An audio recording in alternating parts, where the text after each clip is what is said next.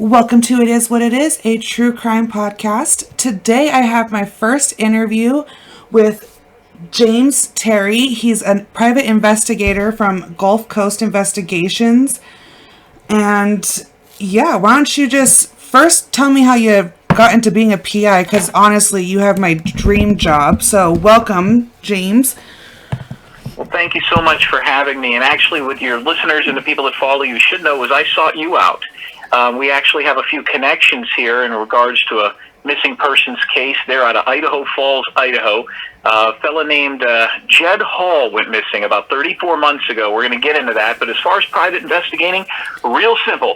I played college football. I played professional football for many years, finished my career about 18 years worth of playing what's called arena football. And this past year, obviously, we had no arena football. It was canceled due to the COVID, so that was my main job. About 4 years ago, I didn't know how much longer I'd be playing professional football at any level. And a bunch of the guys that I played ball with in the off-season were bounty hunters. They were guys that went and got fugitives. Yeah, so they told me they thought I'd be good at that, especially since I wasn't a felon and could carry a firearm. Excuse me, but long story short, I started looking into it, and the private investigating seemed to be a little bit more up my alley. And it really, to the first couple of weeks, first couple of months I was involved in it, going to school, going to a college for it, it really taught me a lot, because there was a lot of misconceptions about what we do, who we are, and how you become a private investigator. And I kind of want to touch on that a little bit. So 5 years ago, I started becoming a private investigator, and because of my football background and my brother's production company, and he's a stuntman and an actor in Los Angeles. Oh, cool. My primary background as a private investigator was, obviously, it was just celebrity cases and missing persons cold cases. And that's all I did. And so most of my clients, I would say 95% of them, are celebrity clients.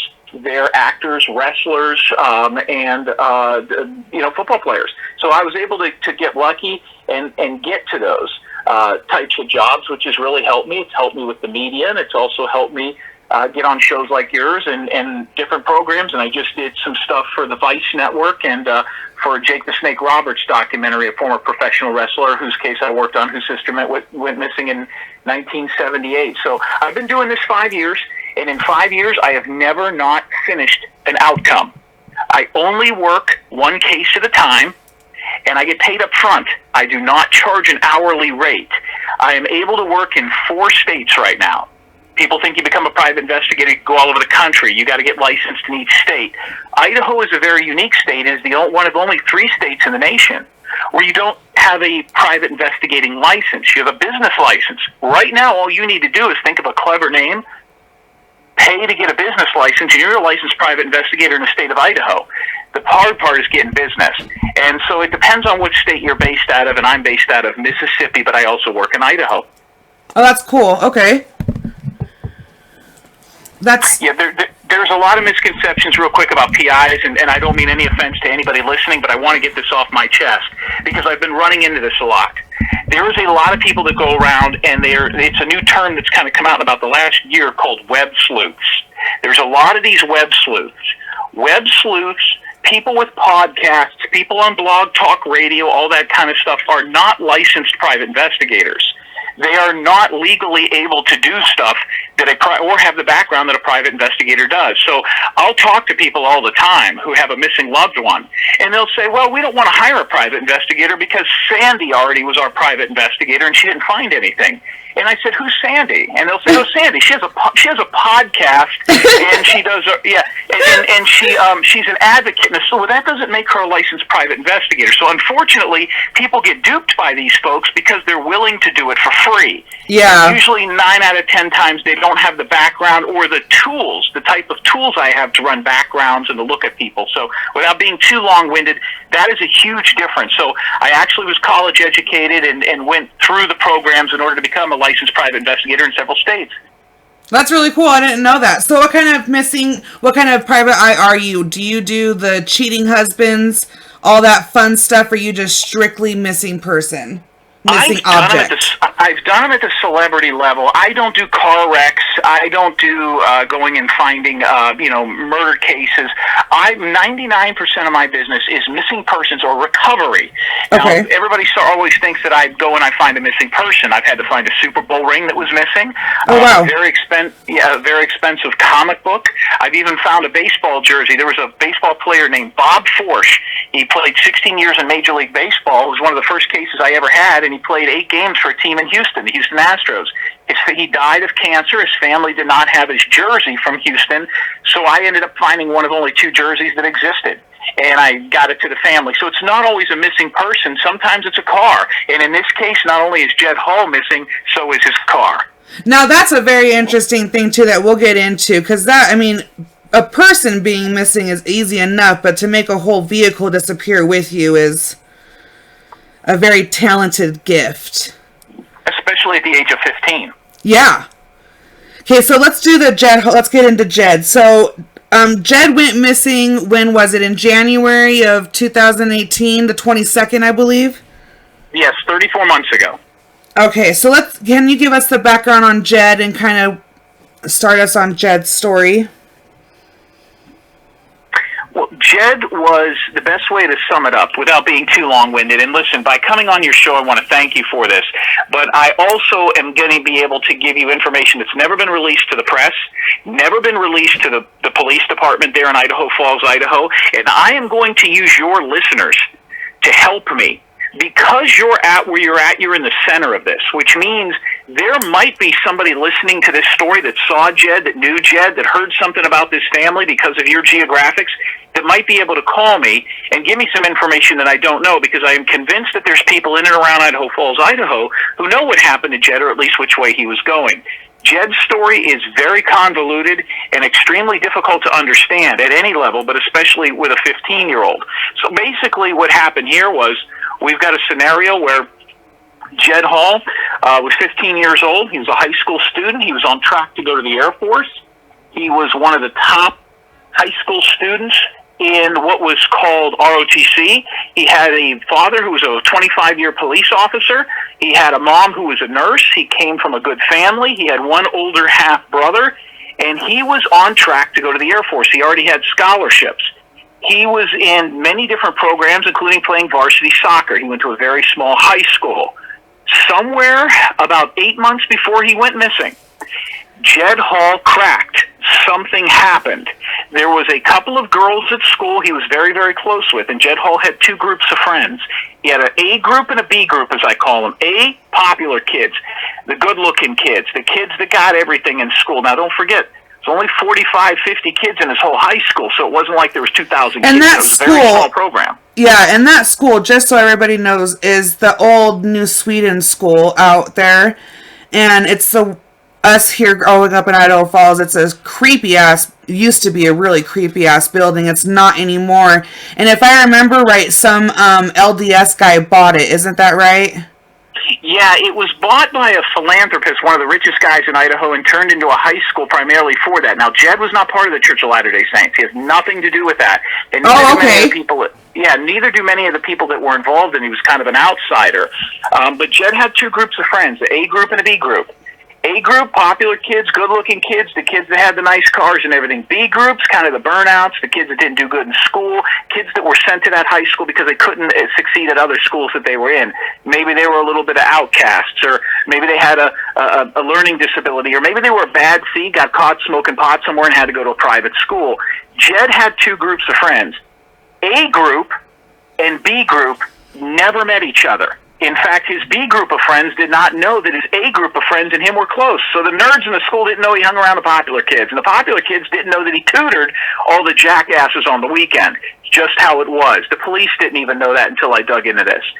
The family looked for this kid for almost 2 years. Now, what happened was very simple, and you can see this on many of the media outlets. Basically what happened was Jed got irritated with a situation involving a girl. He planned for 8 months to disappear. He would do things and set things in motion, like walk to school in the snow. And his parents were willing to drive him. But he says, no, I want the military training. I want to learn to run in the snow. I want to learn to go to school. It's 12 degrees outside. And what he would do is once he got a block or two away, parents that I interviewed would pick him up and take him the rest of the way. And the parents were irritated with the Hall family. And they would tell me things like, no wonder he ran away. Now, how could the Halls make that kid walk to school? When I asked the Hall family about it, they would tell me things like he begged to walk to school. But what the Halls didn't know is once he was a mile down, or a block down the road, he had families picking him up and then would give him a sob story, making it look like he was an abused kid. So that's the B group of friends. The A group of friends didn't even know he drove. They didn't think he had any issues. They didn't think his parents had any sort of a problem with him. They didn't think his life was a problem at all. And then that day, what he did was he planned on leaving. He went ahead and he packed a bunch of different stuff, scattered it all around the house. He went and he took the car, and after his folks went to sleep, he took the car and drove away and was never seen again. On the way out of town, he broke into his high school, left $1,000 for a girl that he said he was in love with, and shot up the house in Idaho Falls of a person who had committed a sex crime against another female friend of his. The last name is Borg. So if anybody out there knows anybody by the last name of Borg, that was the family of the house that was shot up. Now, he was never arrested, obviously, and he was never charged with any of those crimes, but he did break into school, leave $1,000, and him and the car have never been seen again. And there's a video of him breaking into the school, and in the video, he's wearing like a balaclava, like a whole face covering, it looks like. Is that what that is? Like a ski mask, kind of? He's wearing goggles, shooting goggles. He is wearing headphones that muffle sound. People thought he was wearing Dre Beats. Those are for shooting. Jed's father teaches the FBI and the police how to shoot. Jed was an expert shooter. He could shoot rifles, handguns. In fact, several guns and a bulletproof vest are also missing. So Jed wore those in case when he broke into the school, the sound from the alarm was too loud. So this was very well planned. The goggles were for the breaking of the glass. Those are more kind of the goggles you use for skiing or for shooting. And then he had military gear on. He had the pants, he had the shoes, and he was very well prepared, even had a special tool to break that window. He did. I saw that. You can see that in the video. Now, back to his home, the day he went missing, he also, in preparation to this, you believe there's 2 notebooks. We know of one for sure, right? Well, there's technically 3 letters. First of all, there was a suicide note that was found that morning in his drawer.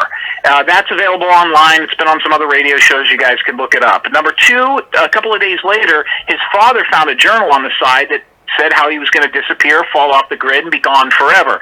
Once again, you're going to see the same theory and the same deal in this story.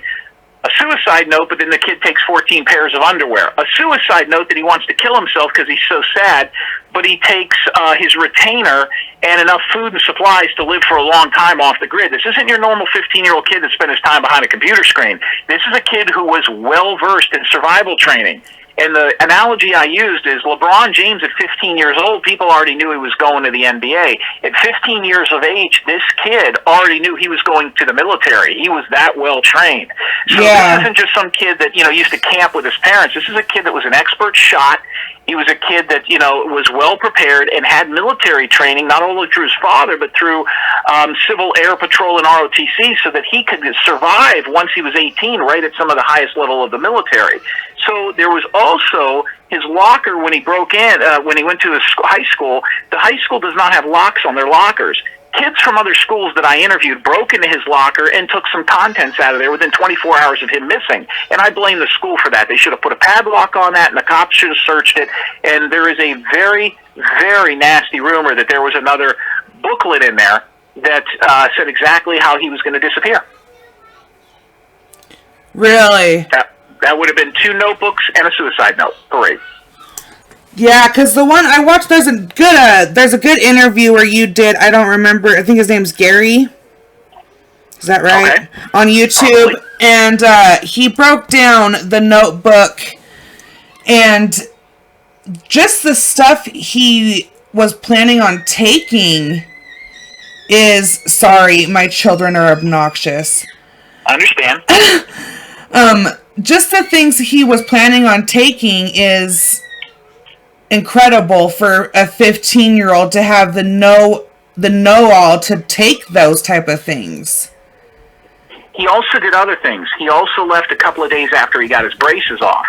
And he left a day before that Monday morning he was supposed to get his driver's license. So when I got that video that you're seeing of him breaking into the school, it's all over the internet, that got us national press, was not even released for 2 years. I had to work a deal with the police department and break into his social media and break into his cell phone that his parents kept on. There's a real good piece of advice for anybody listening to this. If you have a loved one that goes missing, but their phone number is still out there and it's on, the phone might be shut off, keep paying that phone bill. Keep it going, keep it going, keep it going. If a year later they're still not picking up their phone, you can take that phone number and have it changed to a phone in front of you. It'd be like if you lost your phone. And then you could get into their social media because you could have the passwords and the resets set back to the phone. The police in Idaho Falls never did that. So what I did was I had his parents who kept his cell phone on for 2 years despite it never being picked up. And I was able to get his passcodes and reset his passcodes to all of his social media because of that. And I was able to break into his social media and read all of his 1,700 different messages on Facebook, his 2,800 YouTube searches, and give that to the police in exchange for them giving us the police footage that the school had given to the police, the surveillance footage, so that we could see what it was like when he broke into that school, because that should have been released immediately. The family had never even seen it until I got involved. That's the most amazing thing. I would have never even thought of that. Yeah, and I'll tell you, people out there all the time, this happens, and I'll tell you why this happened. I knew an ex, there was this case I was working on where somebody was stalking an ex-girlfriend, and basically what happened was he was able to break in all her shit, and she couldn't figure out how it was, and it was real simple. What he did was she changed her phone number. As soon as she changed her phone number, when it became available again, he went out and bought it, put it on his phone, and then sent her passwords to the phone. And now he can get into the... So if you're an ex out there and you lose your phone number, it's easy to get into people's shit because nobody ever switches it over. Oh my God, that's creepy, yet very amazing. It works. That's insane. And also, in his notebook, he did mention the faking his death and just faking it.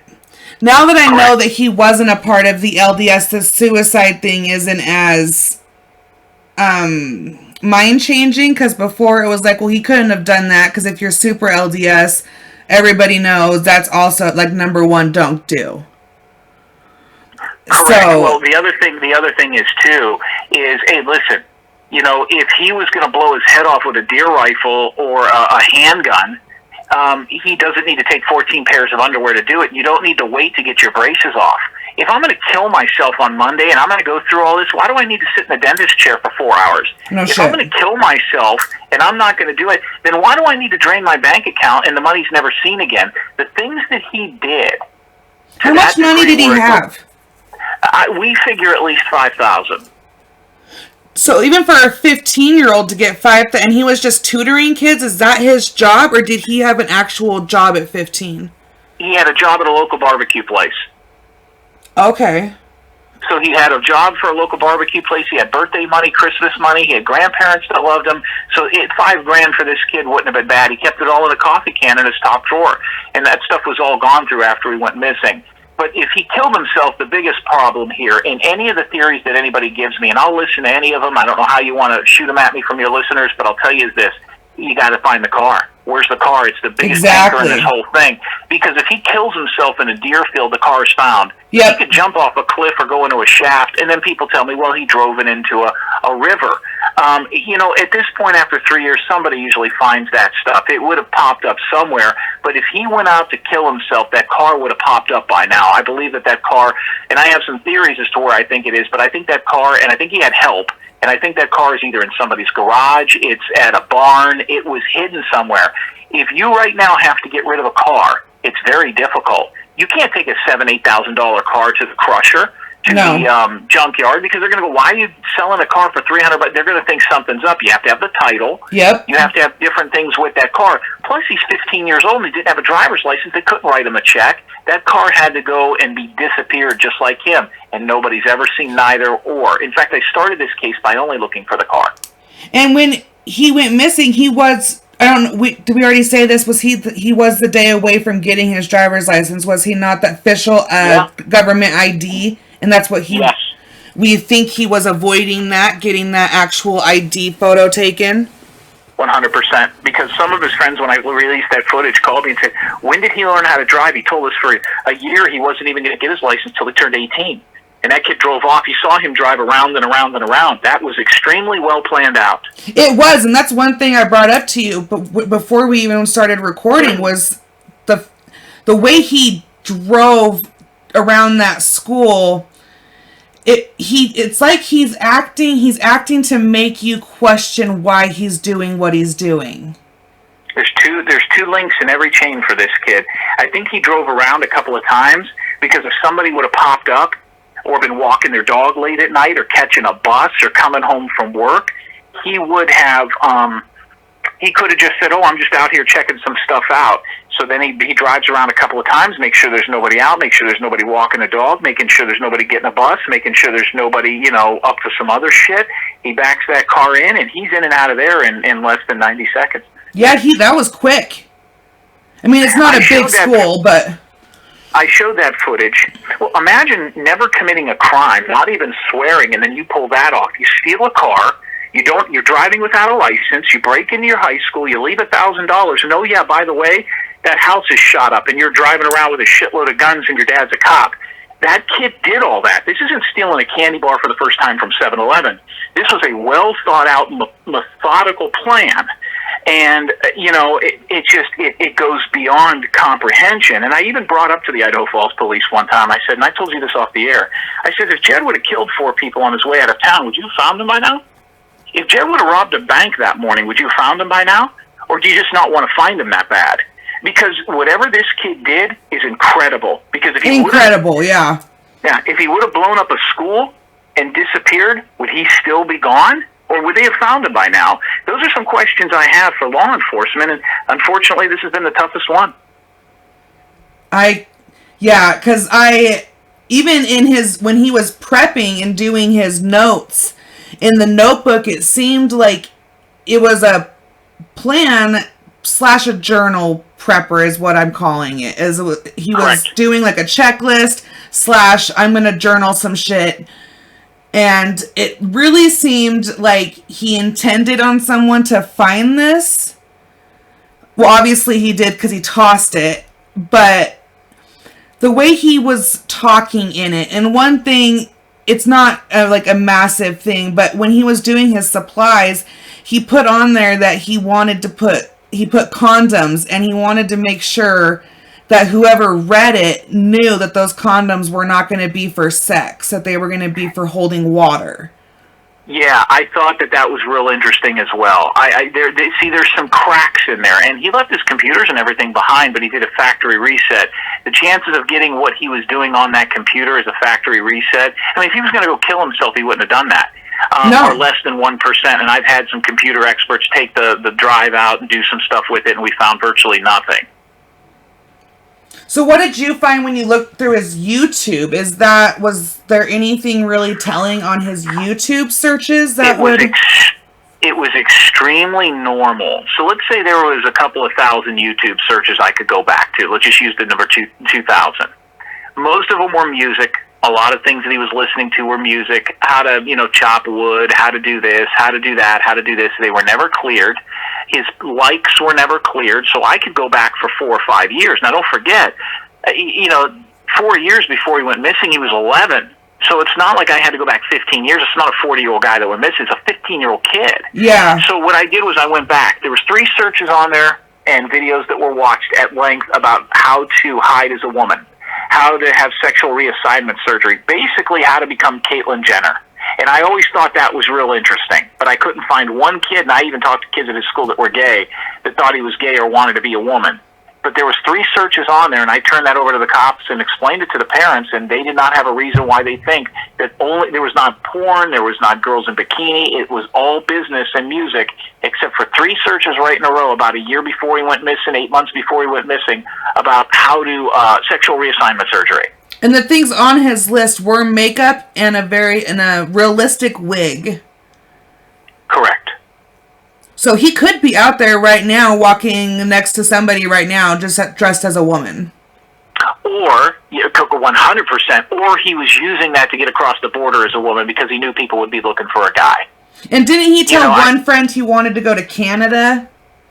There was 2 people. There's a girl, last name is Johnson, and she works at a Pizza Hut in Idaho Falls, and she was very defiant and knew more than anybody that I talked to, but never spoke to the cops. I don't know if the cops have interviewed her to this day. Mother has kind of a lengthy criminal history. There's some issues here. And I interviewed her, and she taunted me. She basically said, you'll never find him. You'll never find him unless he wants to be found. And his parents were terrible to him. They did stuff to him that you'll never know about. And I've grilled the parents. I've asked the parents. I've asked the parent. The parents have done everything they possibly could do. Jed Hall was never even spanked as a child. He was not sexually molested. He was not beaten. He was not made to do anything that he didn't want to do. Nothing. It wasn't like he wasn't allowed to watch television after 8 o'clock. I mean, there are some parents that are overboard. He is just, they were just not that way. He was virtually an only child. So he played all those people so that if they were interviewed, they would never know. They're links in a chain to a military person, and that's exactly what happened. So there was a girl in town that said that she thought he was going either to Canada or to Mexico. So he told half his friends that that knew he was going to run away and maybe kill himself, he was going to Canada. He told the other half Mexico. So once again, there's 2 paths you could choose. And then his license plate, wasn't that ran somewhere in California? When a license plate is ran, it goes into what I call a cop Google. It was run and hit in Stockton, California 3 days after he went missing. A cop on the inside got a hold of me and said, you need to look into this, and I did. And bottom line is that it was hit there. When I followed up 2 years later and called the detective that ran the plate, she was a gang unit detective in one of the worst areas in Stockton, California. She'd never heard of Idaho Falls or anything. Well, the police in Idaho Falls' excuses was that those plates are run all the time. And I says, well, in order to run that plate in Stockton, I found out that you have to know the number and the state. So the odds of a cop in Stockton, California accidentally running Jed Hall's plate, not only, it would be like if I accidentally found your grandmother's phone number right now and punched it into my phone. You know how difficult that would be? You know the odds of that? Yeah, no, sure. So that means that cop right now by the way, it was also a gang unit detective. So what they said was, there was probably police there that ran the plate that saw it on a be on the lookout. Well, when I talked to the detective there, she goes, we would never run anything like that unless it was something that we had seen in person. It was ultimately, the cops spent more time, I believe, trying to find out who gave me that information than they did looking into it themselves. So I was able to track that down. Now, that just doesn't mean the car was there or Jed was there. It means the plate was there. Yeah. Some of the stuff that I've looked into means they could plate flip. And, if you have a 2005 or 2015 F-150 and it's white and somebody else does, and you flip the plates, and I see that car at a mall, and I take their license plate. I mean, how often do you look at your license plate? It's very possible that plate was put on another car and flipped, and the plate was hit in Stockton, but at that point, he had not been really technically a missing person or a stolen vehicle, so it slipped through the cracks. And Stockton's a weird area. Listen, if it was North Idaho Falls or if it was Boise, somebody could have ran the plate because a police agency wanted to see if he was in the area or find out about it. Not Stockton, California. What Stockton told me is we have as much interest for a runaway from Idaho Falls as a detective in San Diego would for a kid that stole a candy bar from a 7-Eleven in Detroit. It's just not something we would do, and they would have to. So somebody in Stockton knew it and punched it in there, and they pretty much ran it into the ground. That's so interesting. Let me put it to you another way. If you look at Stockton, California on a map, and you're home of Idaho Falls, Jed Hall at 7:30 in the morning's phone did ring, and his best friend rang his phone, and it rang 5 times. If you figure he left within 45 minutes of breaking into that school, that phone ringing at 7:30 in the morning, if he's going to Stockton, would be perfect because it means his phone was mostly dead because of the travel. He was going through some very rural areas. So you would go south from Idaho Falls, almost south, to Jackpot, Nevada, and Jackpot, Nevada over to Stockton. It would make sense that 5 hours later that phone would ring, and then he probably turned it off. So it kind of lines up that he drove to Stockton to the coast and either had help there, put the car somewhere nobody would ever find it, and then, of course, disappeared forever. And so did the car. And this is the family, is this the only vehicle for the family? Oh, no, they had about 4 or 5 vehicles. He could have had his choice of vehicles. He could have had pickup trucks and everything else. It was the smallest car, the best on gas mileage, a car he was familiar with. It was the one that was parked in the driveway where it could be moved. It wasn't blocked in. It also is the most common car the family owns. This isn't like he took a 57 Chevy. You would see that car all over the place. I tried to find cars like this. I found thousands of them all over the place. I found cars with the odometers cracked, cars that had similar, they weren't his vehicle, but it's a very common car. Okay. So that's why he had a lot of reasons for taking that car. So what are your thoughts? I know when I read a bunch of the reader boards and everything else, everybody says, and when I posted this to my social media, a bunch of people said, oh, he probably died out in the woods. He ran away to the woods and then he died. And he succumbed to the elements because he did run away in January. And so everybody listening in Idaho in January is beyond fucking freezing. Where's the car? Yeah, but where is the car? That's my thing. Okay, I can't. So he hid the car so nobody would find him dead camping. Why go through all that? You know what I mean? It doesn't make any sense. You know, I mean, listen, I'm with you. I would love to think that he did that, but then the plate was hitting Stockton. Right. He shot at the house before he disappeared. Why did he need to take all the stuff he had? And let me tell you something. Yeah, it's bad in January. This kid is not your average 15-year-old. He could have very easily survived. But if you, here's what I'll do. Here's how we'll do this, because I don't know how much time you have, and I don't want to keep you, and I appreciate it. And listen, my telephone number for anybody that has a theory, knows anything, or can call me. Is it okay if I give my number? Go ahead. My telephone number is 813-993-2242. 813-993-2242, and I own Gulf Coast Investigation. So I'm a private investigator, technically based out of Biloxi, Mississippi, but I practice in Idaho as well. If there is anybody out there that has a question, thinks they know something, knows this story, knows a family member, no matter how small it is, maybe even your son played soccer with Jed, I don't care. You give me a call. My phone's on 24/7, and I will be the guy that answers at 813-993-2242. There's also a $20,000 reward for this guy, and the only person that called me was from a gas station that was homeless. So I'm not even getting calls where people are like, hey, I think he's here, I think he's there. Nothing. Now, there was recently, and this is and I'll give you my theory in a second, but what I'd like you to do is if you have any questions about anything, fire away. Ask me anything you want to ask, any theory, because I've been over this for 9, maybe 10 months now. Anything that people are saying out there, I'll listen to. But then again, I'll let you know why or why not that may or may not work, as far as based on all the stuff I know, because there is so much of it. So fire away. What are people saying they think happened to them?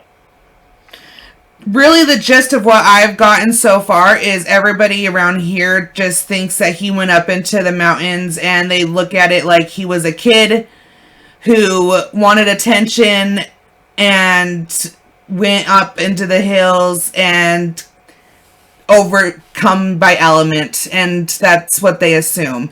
And that's when I come back to, well, the car. And then, well, somebody took the car. Well, that's fine and dandy. You can. I mean, if somebody did come upon it and found him dead, and it has gas, has keys, why not take the car? You gotta take the car, and then what have you been doing with that car for the last 3 years? Exactly. You had to register it. You had to, so now now you've got people involved. And listen, the reward I was offering was $20,000. That's 3-4 times what that car's worth. So anybody that has the car, they don't have to bring Jed Hall to me. In fact, Jed Hall's listening and he's out there right now. All he's got to do is call me and it's over. At this point, Jed Hall's a legal adult. He'll be 19 within days. Yeah. He has committed no crime. At all. Here's the part that doesn't make sense to me. If he did go in the woods and do that, somebody would have come up with that car, or they would have called me by now and said, "Hey, listen, we got this car here. You want it? It's $20,000. Where'd you find it?" There would be no charges. Basically, do it. So there is some aspects of that where just going into the mountains to do all this, he didn't need to shoot up a school and do all this to go live in the mountains for 30 days. No, he didn't need to go through this. Okay, so I believe me, I thought of that. I thought maybe he wanted to be with another man. Maybe he was a gay kid and wanted to be a gay adult and couldn't tell his military/police father that. I've gone over all those things, but it doesn't tell us what happened to the car. Yeah. Here's the other thing it doesn't tell us. By Jed doing what he did, he will never have a high school diploma. He'll never graduate college. He will never legally get married. He'll never legally have a real job. He'll never, ever go back to school. He'll never go to college. He'll never be able to go to a doctor's appointment. He'll never be able to go to a dentist.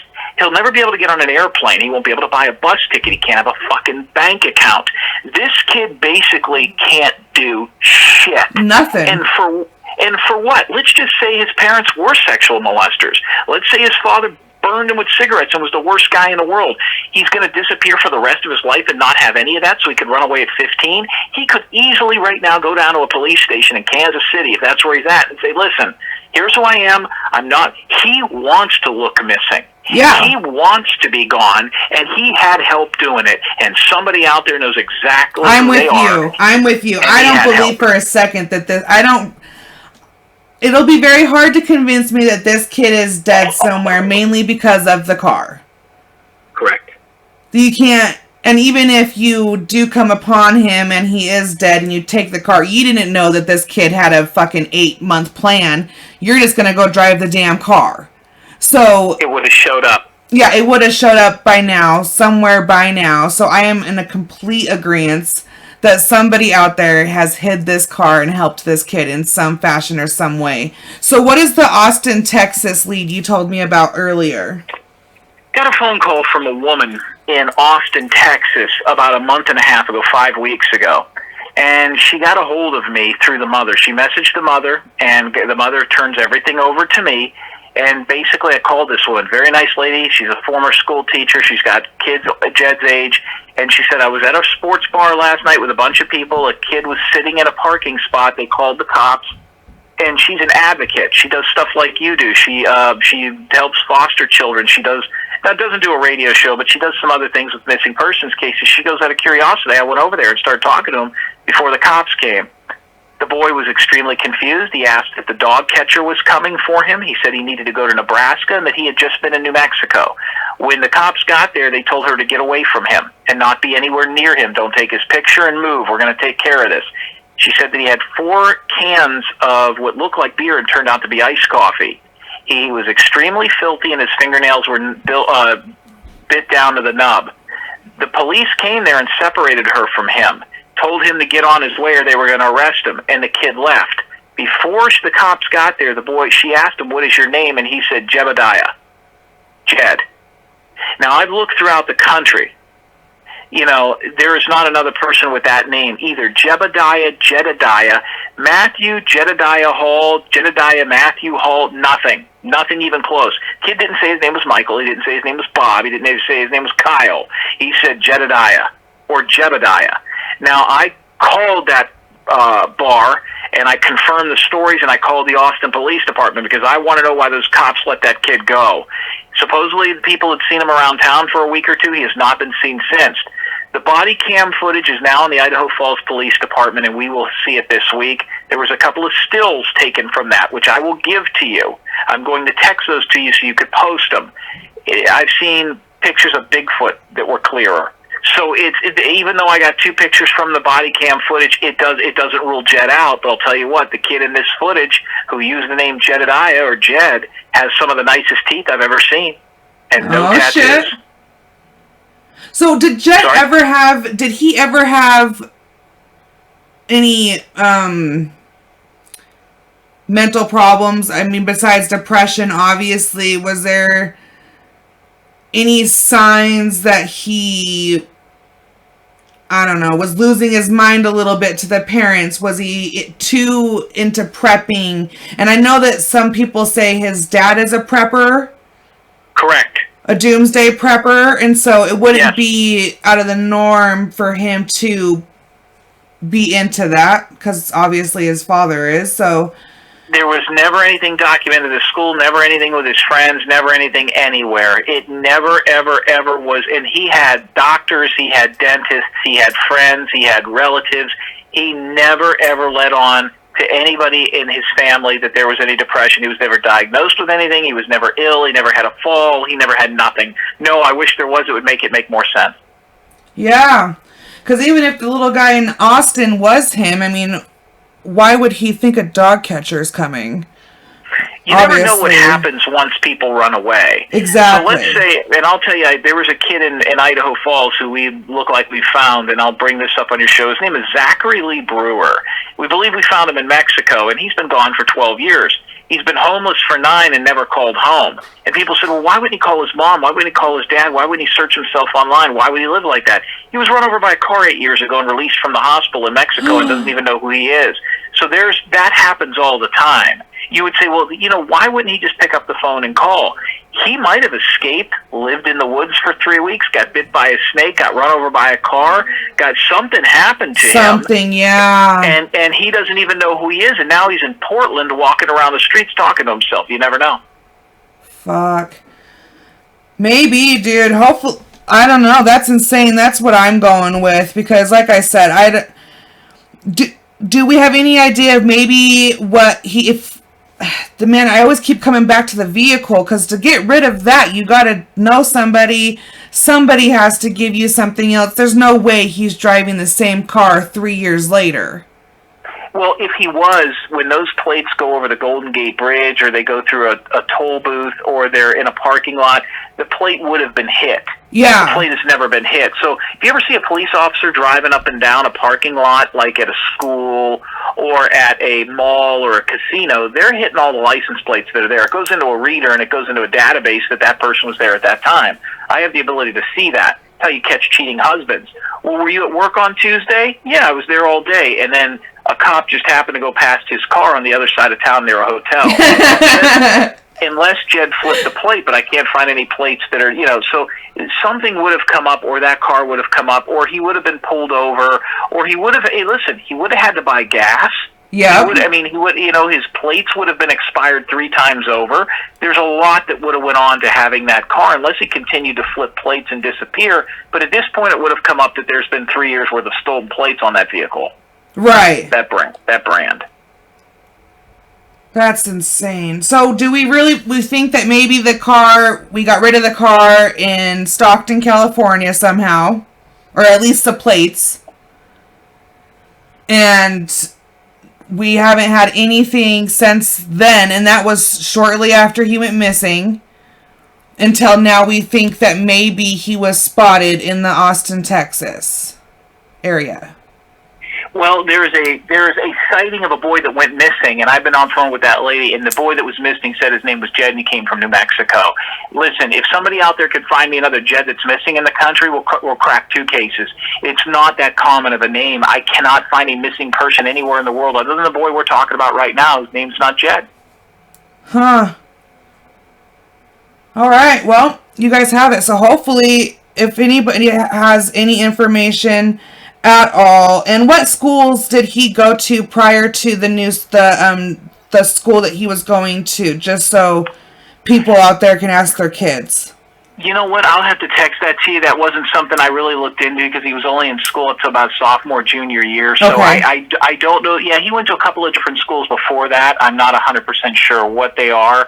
But I do know that it was one of those deals where, listen, this kid, he just disappeared, and what he did, adults can't do. Otherwise, there'd be a lot more bank robbers.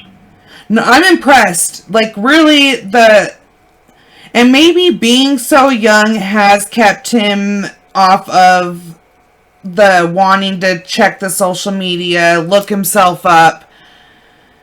Because, 15, hopefully he wasn't too into, like, the Facebook, Instagram, Twitter, all that shit. So maybe for him to be able to stay off of that is easier in that sense.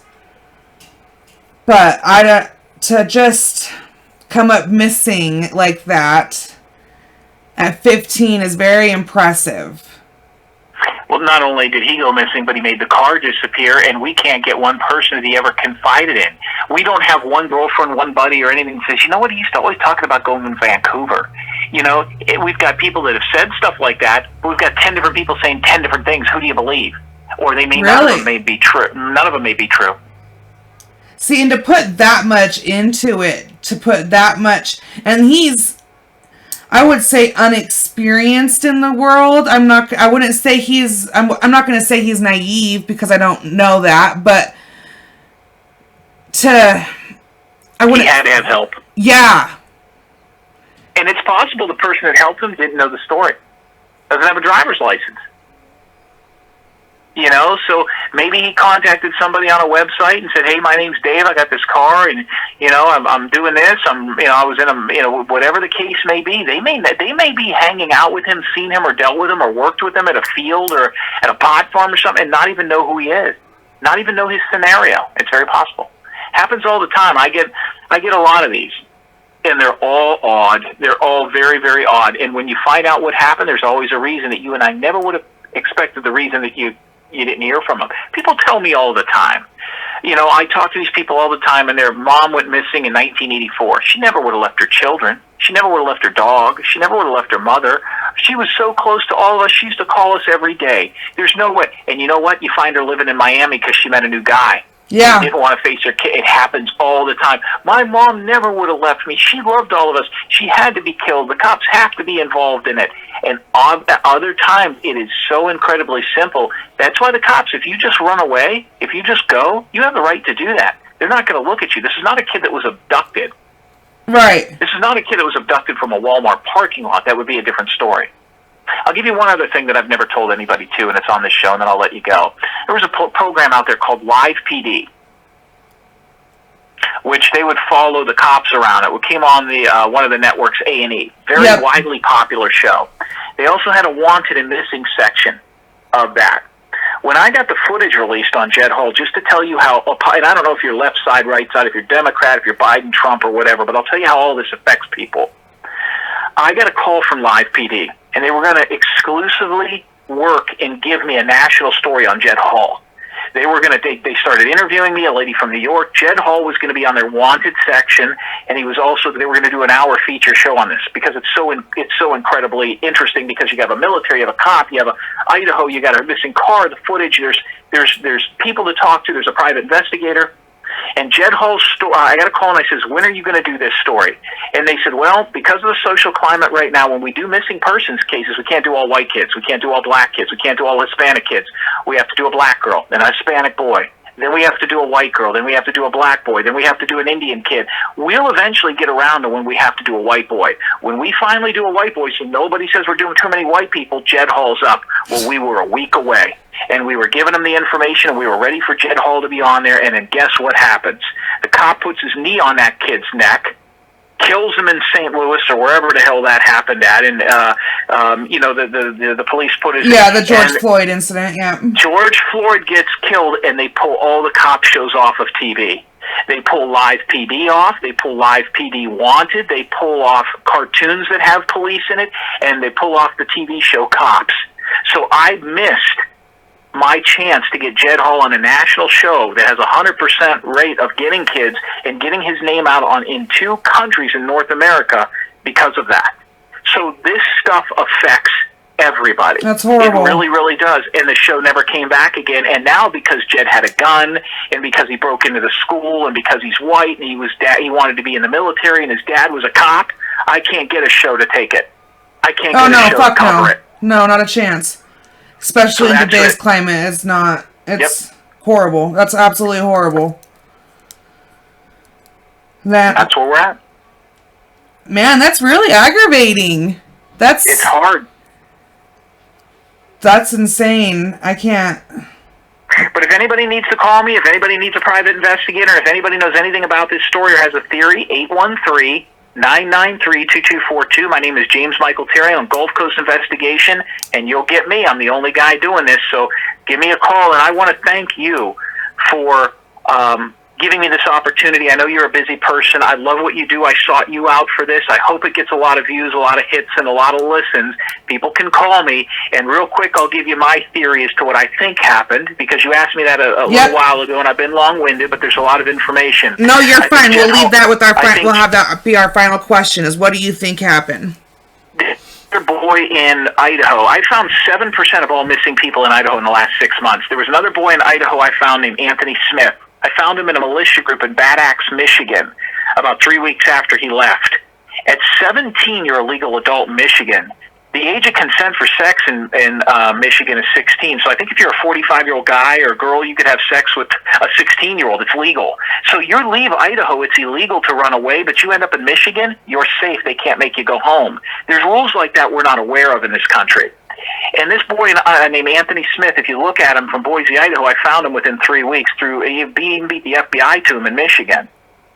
And the reason I bring that up is he just totally disappeared this way. He had no money. He was underage. He didn't have a driver's license, all that good shit.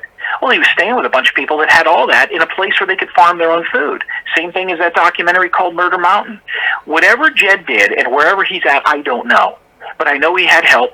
I know that car has not been on the road since, and I know he's been in a self-contained place, a place like a farm, or maybe with a militia group. And listen, not all militia groups are bad. They're not all looking to kill governors and black people. Some of them are ex-military guys that get together like football players do and play flag football. They hunt, they fish, they party, they have fun on ranches. He could even be in a situation like that with people, like-minded people, that listen, he had a lot of skills. For 15 years old, look what he was able to accomplish. If I'm a militia, I want this guy, because as soon as he turns 18 or 19, he could be either very, very dangerous, very positive to our thing.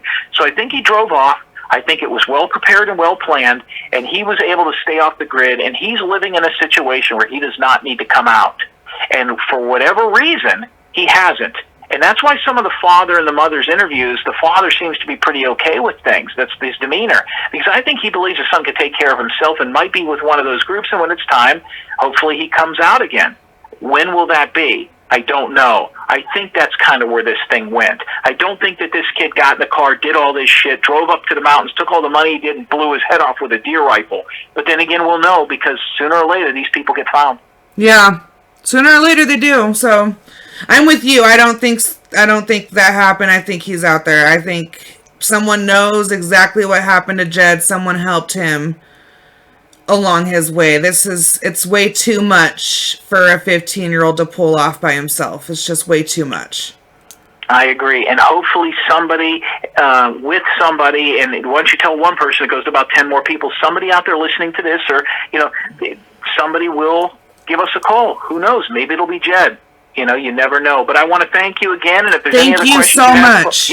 Any other questions, fire away. If not, I will let you go.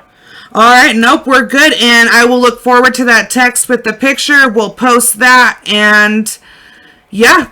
And I will, once we get off the phone, I'll say your number again and all that. So thank you, James, so much for your time. Thank you. God bless. You too. Holy shit. You guys, that was my first interview. Holy shit. So, I'm just like freaking out. I'm on cloud 9 at the moment. And you guys, really, someone out there in Idaho Falls, you guys know something. You guys heard something. Your kids said something. I mean, especially with everything that we've gone through here in Idaho recently, even if you don't want Jed to be actually found, just let James know something so that his parents can just have a peaceful night of sleep. If anything, do it for his parents, because I can't imagine being a parent and having your child be gone and know that they went willingly, knowingly, they left your home. So really, Jed himself does not need to come forward. We just need to be able to tell his parents, your son is over here and he's okay. And when he's ready, he will come forward. So please, please, please, please. James Terry is an amazing fucking dude. I got a chance to talk to him a couple of times. All I'm saying is maybe we should have him do Dior is all I'm fucking saying. GoFundMe for James to do Dior. That's all I'm saying. So James Terry from Gulf Coast Investigations, if you have any ideas, theories, or just any questions for him in general at all, he is literally open to talk to everybody and anybody. He is the one that answers this phone number. I can tell you that myself. And that number again is 813-993-2242. So hopefully we get some lead off of this and it goes somewhere. And you guys can follow me on Facebook at It Is What It Is, a true crime podcast on Facebook and YouTube. On Instagram, It Is What It Is Pod19. On Twitter, It Is What It Is 208, because that's where I'm from, and that's where Jed's from too. So let's find out what we can about Jed, and let's help him. And even if he doesn't want our help, let's help him. Well, let's help him help his parents. So I will get all that posted, and we'll be able to call James with updates and hopefully find out more. If you guys have questions, I'll be able to pass those on. So please, theories, anything.